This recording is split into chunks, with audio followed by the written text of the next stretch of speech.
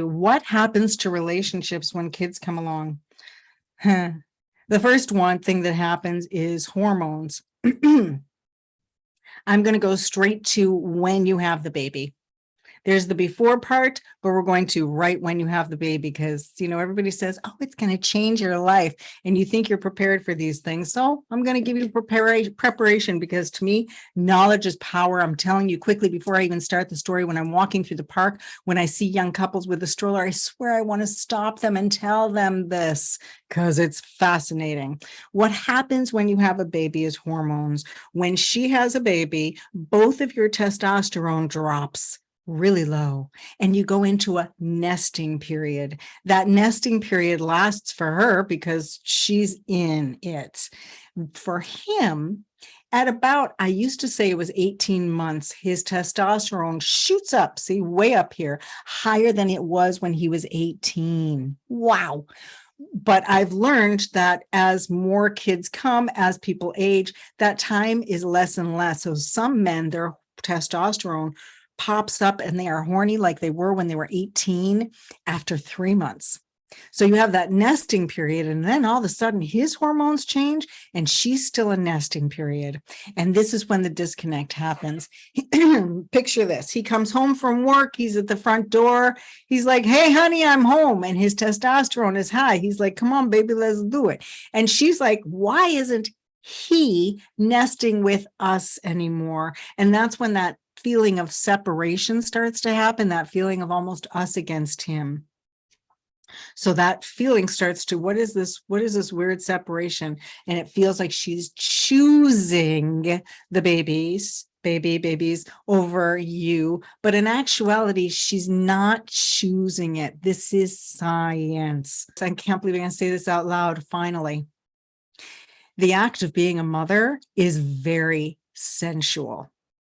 And I talk about how sex is sharing sensual pleasure.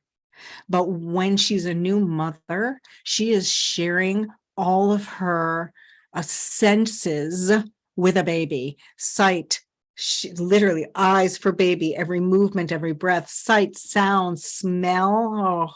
Oh, baby smells, taste, touch. It's everything is amplified. She feels like she's in love beyond love, which also has all kinds of scary things to it too. There might be, postmenopausal depression, which is extremely normal. And so many women feel guilty about it because people are coming to her saying, this is the best time of your life. He thinks it's best time of her life. So he doesn't know, he's in his own. There's a lot of hormones going on, and there's all these needs that are unspoken because they're scientifically happening on the space in between.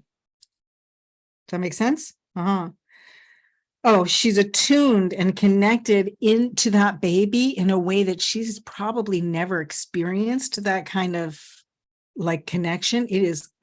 It's for me, it was overwhelming in a wonderful way, but it's really unimaginable. And sometimes it's overwhelming in a difficult way, right? And he's missing the connection. I talked to one couple and she was like, I was so busy with the babies, I thought that he'd wait. And I said, how long has it been now? And she said, 14 years. So for 14 years, they've been having chore sex while he's over here going, hello, I'm feeling ignored. I'm feeling ignored. And when they finally got on their intimacy game plan, remember, the biggest thing is that you got to pull out that calendar, because for that husband who waited 14 years to finally have an intimacy game plan, it's that commitment to show up for that practice. And it's a 5-minute practice. It's a 10-minute practice. You show up for it, and it's your practice to give what's needed. That doesn't mean that it's her week. We're getting to have sex on every Saturday night. It's her week. She is sensually exhausted. She has had to think of these needs that literally have no words. Literally, mommy, that's not, babies don't say, mommy, I'm hungry or tired. They just make a noise. You have to decipher it. When you learn these huddle sounds, you can also decipher your babies, just saying. So what happens is she is busy, the 14-year couple, she's busy taking care of the kids. And in her mind, she's doing it for us. And he's busy working, taking care of the bills, taking care of the house, blah, blah, blah. And in his mind, he's doing this for us. And in both of their minds, and including mine, I'm wondering, where is the us? Where is the us? The us is the reason all of this exists. So if we keep ignoring the us, this isn't going to keep existing, which is why these things actually take a practice. So I'm sharing another story. Love this one. The bathtub story. So you got to schedule. Remember, she's exhausted on her day because she's exhausted and a new mother. Show up and re-energize her. I got to share this story, the tub story. Love this one. This was her week. And she was like, I don't know what I want. I just want to take a bath with my husband.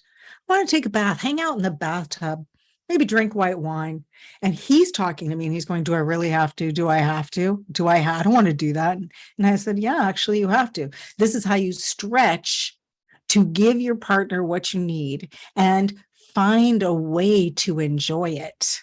He planned her night. He planned the bathtub and he went over the top. He went and got like facial masks and those turby tie things that you put your hair up on top of your head. And the best part about that is that he's bald. So he really found what he liked in it. He really enjoyed it. And he made her know that he was into it and planned her night based on what she liked last time. And her knowing that he liked it helped her open up, allowed it to be more fun. And after that bath, they shared a lot more intimacy than she thought she would be in the mood for. Because that's what I say is, I'm not in the mood. What are you in the mood for? We're in the mood to connect and share pleasure. So if you start with that connection, then you're going to find what that pleasure is, and you have to schedule it. You have to.